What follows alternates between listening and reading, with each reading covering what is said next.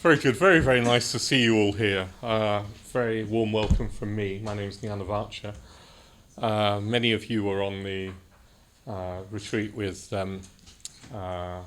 Suragupta and myself and others here. That was the right retreat to be on, by the way. Well done, you. And some of you, others, were on the retreat with Maitreya Bandhu and Subhadramati, which I'm told was pretty good as well. So welcome all of you. And if you weren't on retreat, well, that's something to think about, isn't it, really? But very, very nice to see you all. Very, very good. So Subhadramati and I are starting a series of evenings on Tantric Buddhism. We're going to base it on a book by Sangharakshita called Creative Symbols of Tantric Buddhism. And for some reason we thought we'd start next week, and I don't quite know why. So this week is a filler week, where I'm just going to talk a little bit about thoughts of Jnanavaca about Tantric Buddhism. And I don't know about you, but I came away from the retreat both uplifted and tired. And I've spent the last few days resting in bed a lot of the time with a head cold and things, and watching inane television. And so one of the things I've been watching is Dracula on the 3 episodes on BBC One. Who watched Dracula? Not very many of you. Not very many of you. Not you're admitting to anyway. Anyway, I thought it was wonderful, wonderful stuff, excellent stuff on the whole. Yeah. Sort of Dracula reimagined, and but one of the things is, I mean, it's a wonderful story. Dracula, it really is. He's such a compelling figure, drinking blood, and he's very, very charming with it. He's sort of irresistible because he has to be invited in, doesn't he? He has to be, he's all powerful, and yet if you don't say "come in, please," he can't do anything. But he's so irresistible that people keep saying, "Oh, come in, please, come in, drink my blood," and he does, and and he eats them up. And well, 2 things I was struck by in the story. It's a very clever adaptation, and as I say, quite sort of compelling, visually very striking, although very bloody gory. But it's so Christian. It's so Christian in its mythology, isn't it? It's so Christian. Given a bit of a twist in this particular adaptation with Van Helsing, his foe, his main rival, is a woman, and she's a nun, and she's atheist. And so that makes it a little bit more interesting, because she's not sure she believes in God, and yet she does believe in him, and believing in him gives her some sort of faith in God, sort of. Anyway, there's this sort of metaphysical debate goes on between them in amongst all this blood and gore. And I thought, this is really, really interesting. But it is very Christian in that he's definitely evil. Definitely evil. He's a monster. One character who, Harker, who's the initial man who meets him, is a lawyer and goes to Dracula's castle to do some deeds, legal work. Anyway, he gets trapped, of course, in the castle in Transylvania, never leaves. Well, he does leave, actually, but not in good shape. And, at one point he says to Dracula, "You're a monster." And Dracula says, "Yeah, well, nobody's perfect. You're a lawyer." And although there's a play on what it is to be evil, he's definitely evil. And there's no way round that, if you sort of mean. In the end, he has to be defeated. He has to die. Just outside on the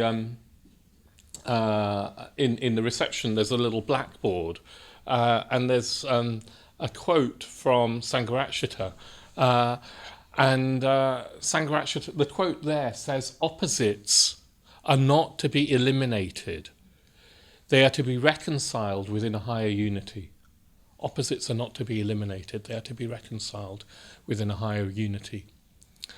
So from a dharmic perspective, there isn't this sort of same sort of Christian polarity between good and evil, all good and all evil. Buddhism's much more, I think, psychologically sophisticated than that. And what it sort of says is, look, we're a mixture. The mind, the unenlightened mind, is going to be a mixture of good and evil. It's not that we're just monsters, but it's not that we're just saints either. And the project is not one of eliminating, cutting out the bad bits and leaving ourselves all purified and saintly. That's not the project. The project is to reconcile all of us into a higher unity, to take that darker aspect of ourselves, if that's what it is, the hatred, the greed, the lust, the ignorance, the mania to consume, to devour, to destroy, to take all of that and transform it, because the energy of that is valuable. Yeah, the energy of that is life-affirming, or it could be. You can turn life-denying energy into life-affirming energy if you can transform it, and it is just energy. And the Tantra, which is what we're going to be talking about, Tantric Buddhism, is particularly concerned with the transformation of energy. It works with energy and says that all energy in the end is life, and we can use energy to transform our being, our mind. Yeah, it's about directly working on our energy. The Tantra sort of bypasses.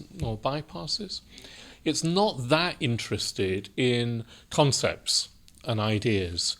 It tends to emphasize working directly with experience, and it also uses ritual and symbolism to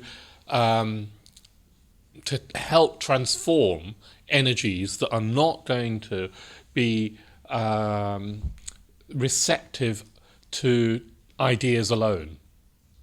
Buddhism went through various phases over about 1,500 years since its start. It went through various phases. The first 500 years of Buddhism, this is probably sort of scholarly, academically not true, not completely anyway, but roughly speaking, you can say the first 500 years of Buddhism were concerned very much with ethics and with psychology, what the mind does and how it works. Yeah. The next period, the great sort of period of the Mahayana, for 500 years or so, was very concerned with devotion and metaphysics. So what is reality? What is going on? What is the nature of perception? But also it was very concerned with altruism, devotion, transcending our self-centeredness through compassion, through altruism, through seeing the ultimate non-difference between self and other. And then the final sort of great phase of Buddhism was the Tantric Phase. And that's what we're going to focus on. So when I say Tantra, what occurs to you immediately? Go on. What occurs to you? I know what occurs to you. It's transformation of energy, wasn't it? Kashantikara was suggesting, because I asked him to promote this talk. Where are you, Kashantikara? That's right. And I said to him earlier today, I don't know what I'm going to talk about, but do just promote it. It'd be nice if lots of people came. and he suggested that I talk about. Do you want to say what it was? Something about the new secrets of sex in Tantric Zen Buddhism. And he thought that would pull the crowds in. Maybe you could reverse the order of those words, but the order didn't really matter. So yes, in our sort of popular imagination in the West, Tantra is often associated. The word Tantra seems to be associated with sex, and you can go on Tantric sex weekends. A friend of mine once did, and it didn't end well, actually. Anyway, so I mean, go on it by any means, but it's not what you're going to get at this seminar over the next 6 weeks. It's not really Buddhism, that. Yeah? It's the West. We seem to have this mania, don't we, for taking anything of real value and meaning and bringing it down to a level which we can consume and have some pleasure from. Yeah, the Tantra is concerned with energy, and to be fair, that does include the energy of desire, the energy of lust and sex and sexual energy. That too isn't evil in Buddhism. It's not sinful. It's energy. It's life force. It's something to be worked with. And for a long time, for most of us, I don't think you can just expect to transform sexual energy into the energy of enlightenment. Not just like that. But over a long period of time, Buddhism says that you can work with all forms of desire and sort of channel them into the desire for ultimate fulfillment, for ultimate liberation, for ultimate bliss, actually. The Tantra is also concerned with bliss. And when it says bliss, it doesn't just mean in some sort of metaphorical sense. It does mean actual experience, physical and emotional bliss. It does mean that. And it also says that's possible if you take all your energies and channel them in a unified, integrated way. The result is bliss. The sort of bliss that we might hope to achieve in sexual ecstasy, but doesn't last and comes with all sorts of other complications. That sort of bliss can be taken to even another level in Buddhism. Yeah. So lots to look forward to if you're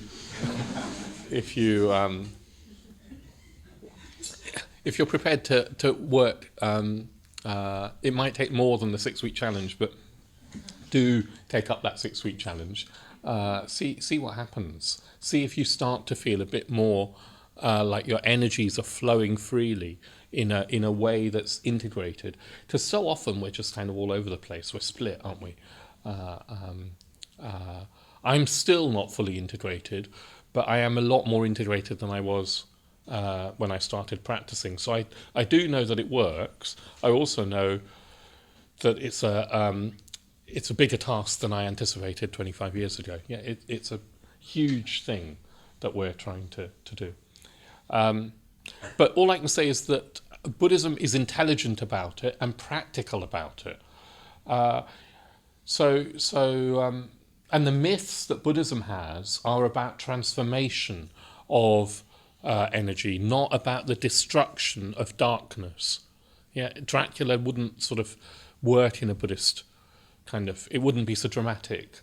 It wouldn't be so enjoyable in a certain sense in a Buddhist myth. Yeah, I was also watching Paddington 2. I'm broad like that. So a couple of days ago I watched Paddington 2, which has 100% score on Rotten Tomatoes. It's one of the few films ever to have been the best reviewed film ever. I do recommend it, Paddington 2. Comes a little bit closer to Buddhism in that Paddington does manage to transform people around him. He goes to prison He ends up in prison, miscarriage of justice, horrible, horrible. He ends up in prison, and there's all these ruthless prisoners, ruthless criminals, hardened, huge, tough, tattooed men. And Paddington charms them all, probably seemingly with marmalade, actually, homemade marmalade, and they're putty in his hands. And then they all become friends, and everything works out all right. Not quite Buddhism either, yeah? Although perhaps a bit closer. Paddington's approach to life is, if you look for the good in people, you'll find it. Yeah? I like that, but Buddhism's not as naive as that might appear, yeah? So it's neither Dracula nor Paddington, in a sense. You're trying to find a sort of more intelligent, higher sort of synthesis between those two. Anyway, so let's come on to the Tantra a little bit more. So I said that one of the sort of aims of the Tantra is to work with our direct experience. First of all, to learn what direct experience is, and then to go deeper and deeper and deeper into our direct experience. Now, before I say why we do that and what direct experience is, it'd be good to just hear from you what you think direct experience, what's meant by direct experience, because I think it's become, I could be wrong, another part of the jargon of Buddhism that's entered into Western culture. Sometimes Buddhist terms enter like mindfulness, and they're more or less well understood. Sometimes Buddhist terms enter like karma, and they're pretty much always misunderstood. And I don't know what about direct experience. I think it's become quite trendy to talk about direct experience, but I don't know what people quite mean by it. So, what do you think direct experience refers to in Buddhism?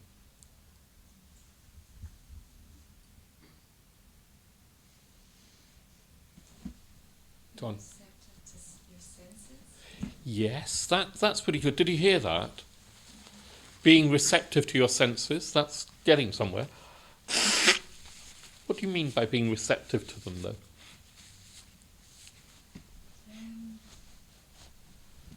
I guess just seeing how they land.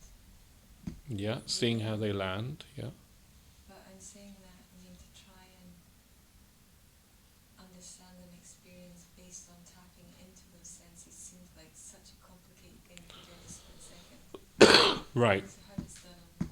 How it's done is another thing. So, what you said, I'm just going to try and repeat that. Being receptive to our senses. When I asked what was meant by receptive, it's like sort of seeing how the senses land, and then yes, that might be more complicated than it sounds. Any other? So that's on the right sort of track. Any other thoughts about what we mean by direct experience in Buddhism? Yes. Feeling your body sensations. Feeling your body sensations, yeah. So that's very, very good. And it links in with, I've forgotten your name. Jenny. It links into what Jenny was saying in that body sensations are one of the senses, as it were. Or I guess you could say that all five senses that we have are felt somehow embodied in the body. There's visual experience and aural experience and taste and touch and smell. So being in touch with them, staying with those. Yeah, that's good. It's not our thoughts about experience. Yes. So, did everybody hear that? Say it again, Steph. It's not our thoughts about our experience.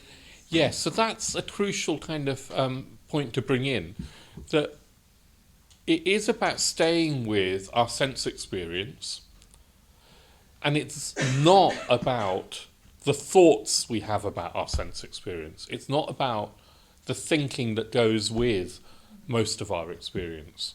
It's not about the stories, the narratives that go with that. So, say I'm feeling sad, say there's some sort of grief or hurt in my experience, very easy to really just be caught in a story about the sad thing that's happened to me. Does that make sense? Or I've just been suffering from a cold, and it's only a head cold, but it's very easy to think, drat, I don't want to be suffering from a cold. When is this cold going to pass? For the first few days I was sort of patient with it, and now I'm bored with it. Actually, I'm fed up with it. When is it going to pass? Why me? Very easy to get caught up in a story. All it is some sensations, some of which are sometimes not very pleasant. Yeah, there are sensations. Some of the time they're not very pleasant. I can't even say that they're not very pleasant all of the time. Some of the cold sensations are completely fine. Some of them are a bit unpleasant. Some of them are a bit weird. There you go. So it's not getting caught in the story. Now that is easier said than done, isn't it? Because most of the time, I think that most of the time, particularly if you're not a regular meditator, most of the time, most people probably, we live in our heads. We live in our stories. And we see the world, we experience the world, filtered through the story, the narrative in our heads. Does that sound familiar? So the Tantric Buddhism is saying, how would it be if we could stay with our sense experience without the story, without any story? And I think the stories exist at different levels. So the first level of story is what I've been just illustrating with my cold, or with the story of sadness, or they're stories of stories that we tell about our experience, trying to explain why we're experiencing what we're experiencing, or trying to sometimes wish it away, or blame others, or blame ourselves, or that's the first level of story. Can you see what the next level down might be?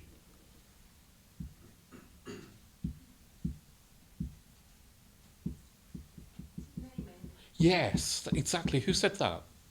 So say a bit more about what do you mean by naming, but you're onto it. So I used to get a pain in my back when I was meditating. Yes. And then someone suggested that I stop naming it as pain and just explore what it felt like. And what happened? It was quite interesting. Yeah. And then it sort of went away, and I was a bit sorry. Right. It was interesting. Yes, interesting. That's such a good example. So naming, sometimes it's called labeling. We do this almost automatically, semi-consciously, possibly not even consciously at all. We say to ourselves pain, or cold, or sadness, or whatever it is. I'm feeling happy, I'm feeling upset, I'm feeling ill, I'm feeling well, I'm feeling jealous, I'm feeling angry, I'm feeling whatever it is. There's a underneath the story, there's a sort of sub-vocal. It probably won't be like I've just said, it'll be almost sub-vocal, labeling of experience, naming of experience. Does that make sense? Like at a very simple level, you'll be doing it now. We do it all the time. I wanted a cup of tea. I saw the tea out there. Immediately there was probably, tea as a sort of label. Even though I don't need to do that, because I know what tea's like. And I don't need to say cup of tea to myself, but there was probably there was probably some sort of labelling going on. So naming. So interestingly, what Buddhism starts to say is that that's a very innocent level of conceptualization. The story level can cause quite a lot of tangledness in our experience. We can get stuck in stories. The naming, the labeling, is sort of seemingly more innocent, but it still keeps our experience rather stuck. So, interestingly, you were saying you were suffering from physical pain, and what the mind immediately does is say pain, whether that's in your knee or in your back or wherever it is. It sort of fixes it and says pain. As soon as you've labelled it pain, there's probably an automatic response that's trying to get rid of it, that doesn't want it, understandably. But as soon as you say it, one wants to say no to it. The no, the automatic no, will cause a tensing around the pain in our muscles. Instinctively, we'll sort of defend ourselves emotionally and physically against feeling the pain, which then perpetuates it and makes it worse. Yeah. So labeling doesn't. It's not always so innocent. It's actually insidious in that it keeps our experience fixed and stuck, or us stuck in the experience. Yeah. So Buddhism's also concerned with how do we drop that level of fixing? How do we drop that level of labeling? And the Tantra, when it talks about direct experience, is trying to say no labels. No labels. Yeah. Which then takes you into more mysterious terrain, because if things don't have labels, if we're not labeling, then how do you function? Yeah. It all starts to become a bit more mysterious and starts to point to another level of conceiving or conceptualization that we're trying to undermine. Can you think of the third level? So we had sort of obvious stories, then we've got labeling. What's another level where we, even deeper level, where we use concepts to keep us away from our direct experience?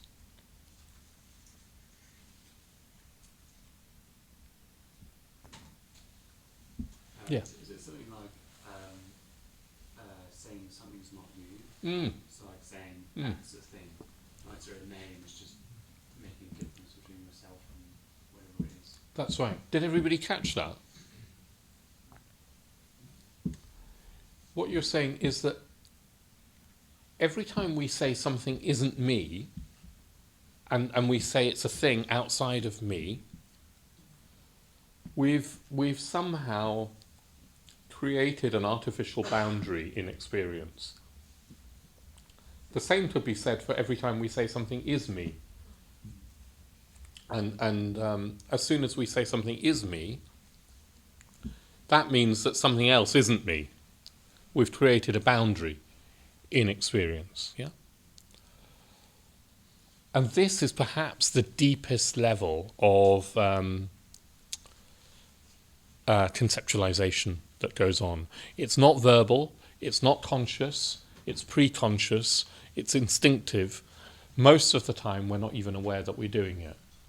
It's so instinctive, it's like animal instinct level. It's so hardwired into us, it's difficult to even imagine that we're doing it and what the problem is with it. Because we tend to assume that that's just how things are. That is reality. Obviously, you're not me and I'm not you. Obviously, this book is not me. Obviously, it's outside of me. And obviously, my thoughts are inside of me. That just seems so common sense, obvious, that we don't see it as a overlay onto direct experience. But it is an overlay. It is an overlay.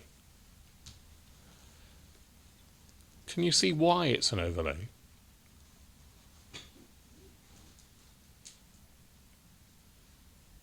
Because it creates a separation. Yeah. Yeah.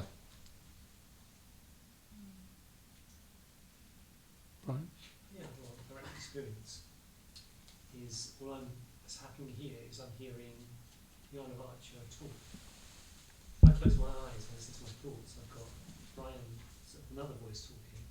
My experience is just hearing voice. That's My right. experience is not Jnanavaca. That's right. That's something I put onto it. That's right. That gets that gets, I think, starts to get to the heart of it. When you actually look at the nature of sense experience, all there is sound, image, visual image, smell, taste, and physical sensation, and internal visual images, internal drives, maybe urges, internal thoughts, so-called internal thought. That when we boil experience down, it's very, very simple. It's very, very simple. To even say this is Jnanavaca's voice is quite a complex overlay, because you've assumed that you know who Jnanavaca is, what Jnanavaca is, that whoever it is, he is, has a voice, that voice is somehow now in your head. It's quite a complex little thing that we've just done, and it may or may not be true. It may or may not be true. Buddhism says it's not strictly speaking what's going on. It's an approximate truth, but it's not strictly speaking what's true. Yeah? It's approximate enough for it to work most of the time. Most of the time, that's enough. That approximation, that level of approximation is enough to live your life by. So, this book, I've just held up this book, Creative Symbols of Tantric Buddhism. But if I couldn't read English, those characters would just be squiggles. I've interpreted those characters into sounds, into meaning, into words. What you actually see is just shapes. Yeah? And you see shape and colour, don't you? And even to say it's a book, you don't actually know that. All you see is a book-like shape and colour. The pages could be completely blank. It might not even have pages inside. All you're seeing is shape and colour, and then we make an assumption. Does that make sense? When you see a colour, for example, like what colour do you see mainly there? Blue. Yeah, although some people might say it's a bit more purple. And then when you look more closely, actually, there's two sorts of blue or purple going on. When you look more closely, there's gold lines on the blue. But anyway, let's say the blue. So let's say the blue. So where is the blue happening? Where is it that you're seeing blue? It's in the mind. But if it's just in your mind, then how come we're all agreed that it's blue? Yeah? So it's not that it's just in your mind, because I could be seeing red in my mind's eye, but when I open my eyes and look at this, I definitely seem to see blue. So not just in the mind, but it's not, strictly speaking, just out there either. Blue is some sort of interaction. It's an experience that's happening as your mind and your eyes interact with something out there that I'm calling a book. Yeah, for convenience sake. Something's going on. It's not purely that everything's in your head, but it's not purely that the world is out there as we experience it to be out there. Does that make sense? So when Buddhism says stay with your direct experience, that starts to imply not knowing or not judging, not having an assumption about what's out there and what's in here. It's saying there is an experience of colour, that's all. I'm not going to say that the book is blue. I'm not going to say that blue is just in my mind. I'm just saying there's an experience of colour.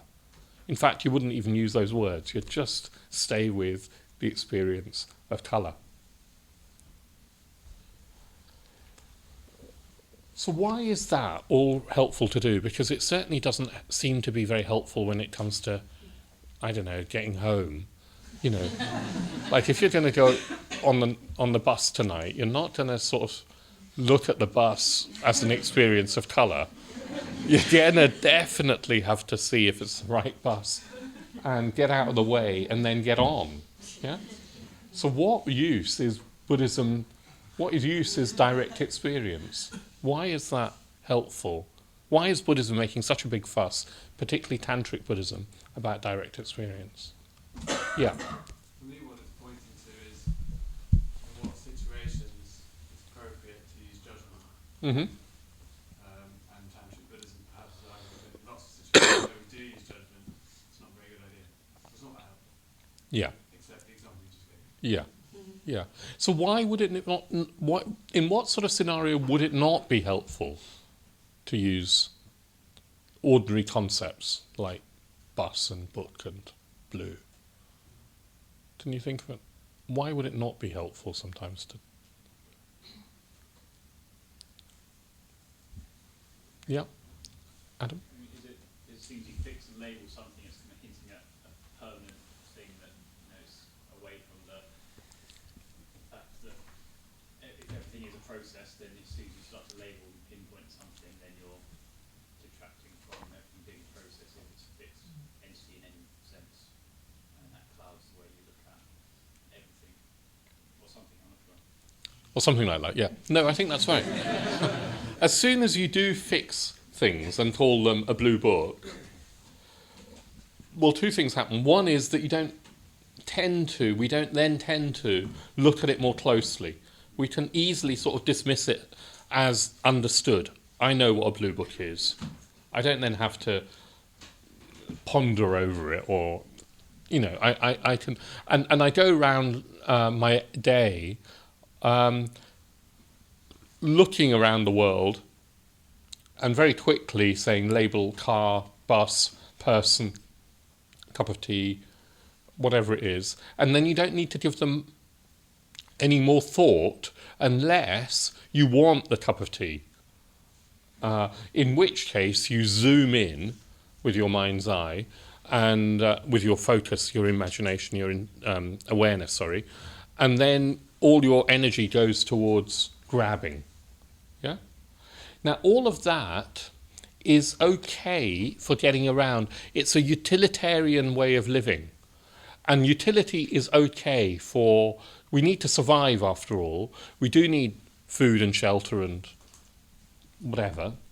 And the mind seems to be organised to help us survive. Yeah? The trouble is that if that's the only level at which we know how to operate, then life becomes just purely survival. Yeah? It becomes a utilitarian world that we live in. Everything is about, can I have it? Do I want it? Do I not want it? It becomes rather, I don't know, at the level of sort of animal level. Do you know what I mean? Survival. And again, Buddhism's not saying that's evil. It's just saying that is not living at our potential. Human beings have more than the survival instinct in them. Human consciousness has a huge amount more. You could say an infinite amount more than that very bottom base level that says food I'll have. Yeah, we share with most animals, but we have a huge amount more to consciousness. If we just exist at that survival level, I don't think we'll ever feel really fulfilled. We might feel that our bellies are full. We might have sexual pleasure and other pleasures. We might be warm. We might be able to, get around. But fulfillment, that's another matter altogether. The human heart's not going to be fulfilled in that utilitarian way. The human heart yearns for value, meaning, beauty, love, some higher truth, some sort of context that makes sense of my life in the world, a sense of what am I doing here. All of that isn't going to be achieved just from that utilitarian thinking. Yeah? And Buddhism's saying that's where real human potential is. So a Buddha would experience the world primarily in terms of value. The values of beauty, love, connection, a meaning of what life is. That would be the primary way of experiencing the world. But a Buddha would also be able to, if she or he wanted to, have a cup of tea. Do you see what I mean? They could use labels if they needed to, but they wouldn't be mistaking the labels for reality. They'd know that the labels were just mind-made overlays, constructions that are helpful for survival, for getting what we want. So it is all right to say cup of tea, but as long as when you look more deeply, cup of tea doesn't just not make sense. Yeah? What is a cup? What is tea anyway? Yeah? It's just a label, a convenient label that we've put onto experience. Some intangible, ungraspable experience that we've just said cup of tea to. And a Buddha wouldn't take that literally. They could use labels without taking labels literally. So they could stay in touch with direct experience. And when you can stay in touch with direct experience, to the degree that you can stay in touch with direct experience, without any of this labeling, without any assumptions that there's a separation, without assuming that you know what internal and external is, without assuming that there's a me and a world out there and in here, then what happens is a world of value and meaning and wonder opens up. A magical world opens up. Something truly astounding opens up. But it goes beyond all ways of labeling. So in a sense, it goes beyond all ways of talking. You can never then... You might be able to sort of talk about it retrospectively to yourself or to other people. But in the moment, you can't say anything about it apart from open up to the bliss, the wonder, the beauty, the magic, the sense of connection that you'll feel. That's what the Tantra's trying to get to. That's what all Buddhism's trying to get to.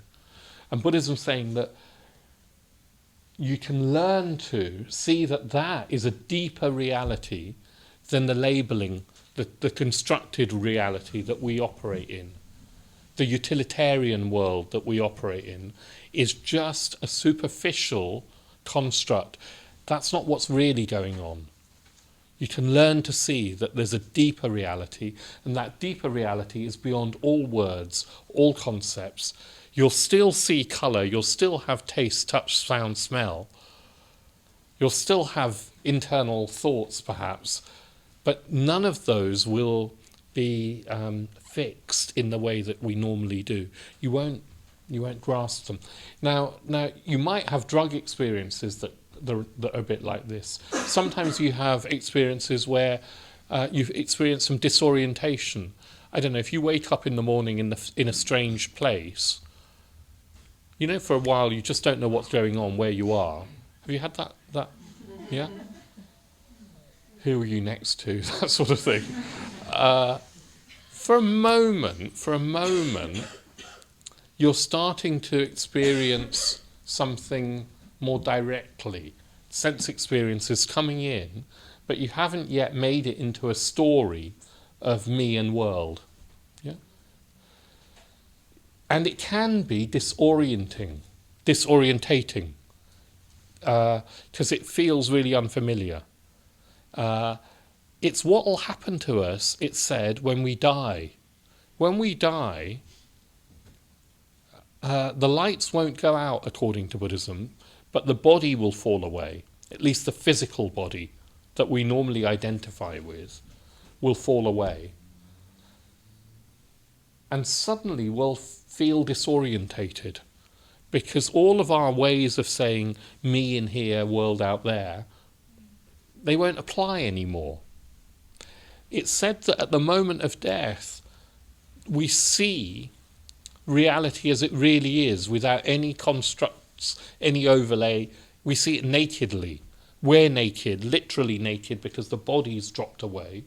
There's pure naked awareness, without any filters. And it's said that if you've been practicing, there's an opportunity in that moment of death, moment after the death of the body, to gain enlightenment. If you've been practicing, suddenly you can embrace this not knowing, this not fixing, this hugely boundless experience of awareness.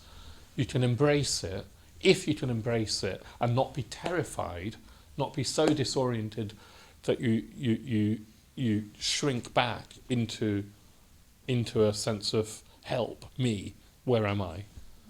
If you can do that, then it's said that you can be gain enlightenment on the spot. Yeah. So, but most of us, the very fact that we're here and not enlightened means that in our previous death we weren't able to do that, and we were too terrified to stay in that openness, and we shrank back, and then we eventually find another life, another form. Yeah.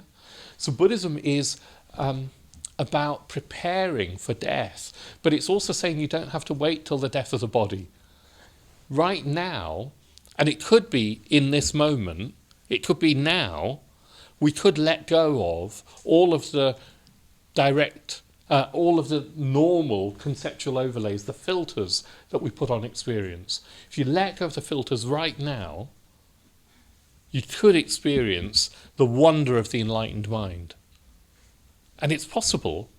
Normally what happens is that you have a lightning flash of that, and then you can't sustain it, and the doors close again, and you have to keep coming back to, oh no, me, or chair, world, person, tea, whatever it is.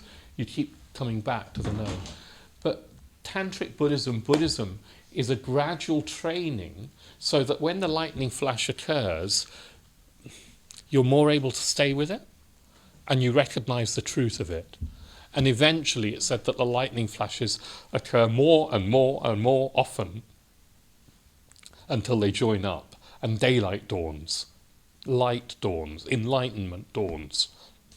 And then when you really see things nakedly, without the filter of self, then you really know what it is to be alive, to be aware, to be human. And then there's real fulfillment. There's real connection, there's real meaning and beauty and value. So Tantric Buddhism is saying that's possible for us in this lifetime. You could say it's a way of dying to our old way of being, and a way of waking up to a new way of being. And the dying is dying to our delusions, our weird overlay, which we don't have to do. Yeah? That's what dies. So Tantric Buddhism is about that sort of dying. What opens up can only be pointed to, it can't be talked about. So I've talked about it as beauty and love and connection and value and meaning and fulfillment, but they're just words too. They're just words, and really nobody can talk about what opens up, apart from saying it's wonderful. What opens up is extremely positive. What opens up, yeah. So what Tantric Buddhism says is, We can't use concepts to point to it anymore because the whole point is that we've left the concepts behind, or we've seen through them as only relatively valuable. So how do you point to something valuable when you can't say anything about it? Well, what Tantric Buddhism does is it uses images, it uses symbols. It says, look at this, it's like this. It's not a concept, but this can speak to you. And Tantric Buddhism uses more and more weird, elaborate, beautiful, horrifying, wonderful symbols that we're going to be exploring in the next few weeks that are pointing to what lies beyond this world of words and labelling and story that keeps us trapped and small in a utilitarian way of living that is so poor compared to what's possible, what's really, really possible. I just want to say one more thing. Buddhism doesn't say, therefore, don't use your reason. Concepts are important in order to get it straight, what we're trying to do. That's why I talk like this. It's all words and concepts. I've just used words and concepts. But it's quite important to understand concepts and their limitations conceptually. Yeah? Because if you just try and let go of them in the wrong way, well, I don't know, say you get blind drunk, you've let go of concepts, but that doesn't get you closer to the way things are. That's just being blind drunk. So Buddhism's not going below concepts, it's just saying use your reasoning and then transcend it, go beyond it, not below it. That's the trouble with sometimes with drugs and intoxicants or even too much television. You sort of just go below concepts, not above them. Yeah. So if you start hearing people just saying, "Oh, I don't want to think, let it all hang out. I just want to be with my colours," that's just nonsense. Yeah. We really need to be thinking clearly, and part of thinking clearly is clearly realising that concepts can't reveal the truth. They have a limitation on them. They're okay, and you can't go further. So that's a bit of a sort of grounding in what Subhadramati and I will be exploring over the next few weeks. We're looking at how to use symbols to go beyond concepts into direct experience. Yeah? I'm going to set some homework. So as well as a 6-week challenge, I'm going to ask you to every day, even if it's just for 1 minute, and surely we can all find 1 minute, sit somewhere and do nothing. Go completely non-utilitarian. Go completely like, I'm not going to do anything. I'm not going to even grasp a cup of tea. I'm just going to sit somewhere and look at what I can see and feel whatever I can feel and see if I can let go of any story in doing that, any narrative, or at least, I might not be able to let it go, but at least notice, I'm telling myself story. And see how you might be able to notice the first level of story that says, I wish I didn't have a cold and wish I didn't hate my boss and all the rest of it. That's first level of story. You might be able to notice second level, which we just called labelling and naming. And if you're very, very still, and perhaps if you've been meditating quite a bit, perhaps straight after meditation, you can even have a glimpse of letting go of this very basic, primitive impulse to say me and world as separate. Yeah? So do something every day, even if it's just for a minute. If you can do it for 3, that's even better. But 1 minute of doing nothing, just being with your experience, and see what happens. If you do that, if you get used to doing that, you might start to get in touch with value at a deeper level. Okay? Now we're going to finish with, we've got a few minutes left, and I want us to finish in that non-conceptual value, sort of value-filled way, yeah? Which is going to be, we're going to hear a mantra, and then we'll chant a mantra, and it means nothing, but it's full of reality, it's full of real value. Okay? So we'll chant the Shakyamuni Mantra as a sound symbol for this image. Steph will lead us in the Shakyamuni Mantra, and we'll let the mantra die away, and then I'll ring a bell, and we can leave in silence. Let's leave this room silent, so you can talk when you've left this room. Okay.